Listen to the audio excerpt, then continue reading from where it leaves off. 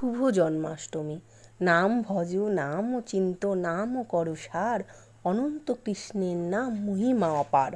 ভাদ্র মাসের কৃষ্ণপক্ষের রোহিণী নক্ষত্রে শুভ অষ্টমী তিথিতে ঠিক মধ্যরাত্রে ভগবান শ্রীকৃষ্ণের এই ধরাধামে আবির্ভাব হয়।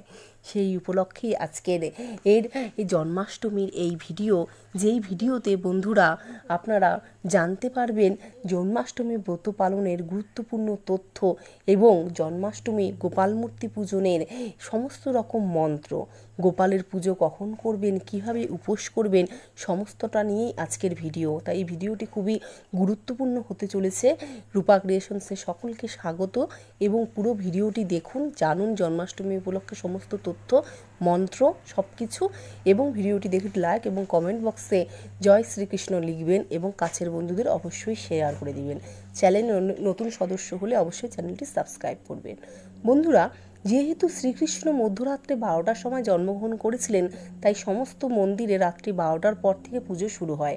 যারা আমরা গোপালের নিত্য পুজো করি, সন্ধেবেলায়ও পুজো কিন্তু করতে পারি, জন্মাষ্টমী পুজো করতে পারি।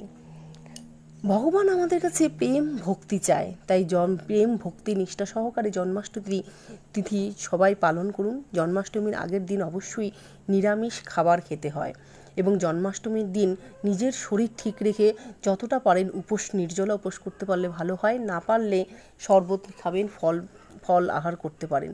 তবে এই ভোজনের থেকে ভজনেই মন দিতে হবে, কারণ সেদিন জন্মাষ্টমী, শ্রীকৃষ্ণের জন্ম।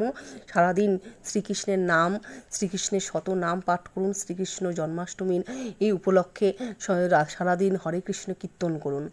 সকাল সকাল স্নান সেরে গোপালকে অবশ্যই সকালবেলায় ঘি মধু মাখিয়ে ভালো করে স্নান করিয়ে খড়িয়ে কপালে চন্দন দিয়ে নতুন বস্ত্র পরিয়ে পায়ে কিন্তু অবশ্যই একটি তুলসী পত্র দিবেন এবং ভোগ হিসেবে সকালে কিন্তু ক্ষীর দিতে পারেন।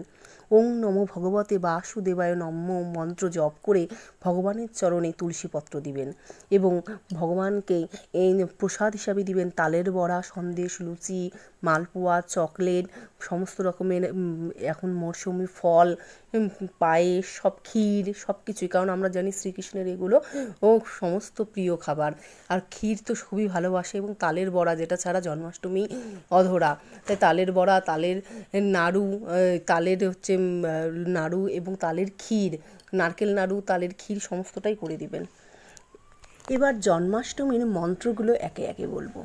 ধ্যান মন্ত্র: ওং নবীন নিরোদ শ্যাম নীলেন্দি বরলোচনম বল্লভী নন্দনং বন্দে কৃষ্ণং গোপাল রূপিণাম। পুষ্পাঞ্জলি মন্ত্র: হে কৃষ্ণ জনতাং নাথ ভক্তানাং ভয়ভ ও জন প্রণভ্যুব মামিষ দেহি সান্ন পদাম্বুজ। এসো পুষ্পাঞ্জলি গোপালায় নমঃ। হে দেব দ্বৈত, হে জগদেব বন্ধ, হে কৃষ্ণ, হে চপল, হে কারুণৈক সিন্ধু, হে নাথ, হে রমণ, হে নয়নাভিরাম। এসো পুষ্পাঞ্জলি গোপালায় নমঃ। এবার প্রণাম মন্ত্র: ওম কৃষ্ণায় বাসুদেবায় দেবকী নন্দনায় চ অশেষ ক্লেশনাশায় রাধাকান্ত নমস্তুতে। বসুদেব সুতং দেবং কংস চানুরামর্দনম দেবকী পরমানন্দং কৃষ্ণং বন্দে জগদ্গুরুম। হে কৃষ্ণ করুণা দীন বন্ধু জগতপতে গোপেশ গোপিকাকান্ত রাধাকান্ত নমস্তুতে। ওং নীলোৎপল দলসমং যশোদানন্দনং নন্দ গোপিকাং নয়নানন্দনং গোপালং প্রণাম মধ্যম। এবার আমি বলবো আরতি মন্ত্র গোপালের: ওং ধর্মায় ধর্মেশ্বরায় ধর্মপতয়ে ধর্ম সম্ভবায় গোবিন্দায় নমো নমঃ সাহা।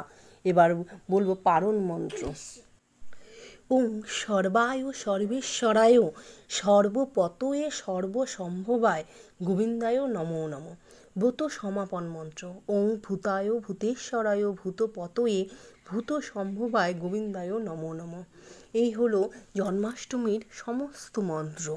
এইভাবে মন্ত্রগুলো উচ্চারণ করে, পারলে খাতায় লিখে রাখুন, মন্ত্রগুলো উচ্চারণ করে সুন্দর করে জন্মাষ্টমী ব্রত সকলে মিলে সুস্থ মস্তিষ্কে সারাদিন ভক্তি ও নিষ্ঠা সহকারে জন্মাষ্টমী ব্রত পালন করুন। ভগবান শ্রীকৃষ্ণের যা যা প্রিয় খাবার সেগুলো বানিয়ে দিন, ভগবান তাতেই সন্তুষ্ট। তবে ভগবান কিন্তু আমাদের কাছে প্রেম ভক্তি চায়, তাই প্রেম ভক্তি থাকলে কিন্তু সব কিছুই ভগবানের আশীর্বাদ পাওয়া যাবে। কারণ ভগবান তো শুধু ভোগগুলো দেখবে, তাই না? তাই ভগবানই আমাদের এগুলো দিয়েছে, ওনার জিনিসই উনি নিচ্ছে। তাই ভালোভাবে সবাই জন্মাষ্টমী পালন করুন। আমি আগামীতে আরও ভালো ভালো ভিডিও দিব, সঙ্গে থাকুন চ্যানেলের। অবশ্যই চ্যানেলটি সাবস্ক্রাইব করবেন, কাছের বন্ধুদের শেয়ার করে দিবেন। নমস্কার।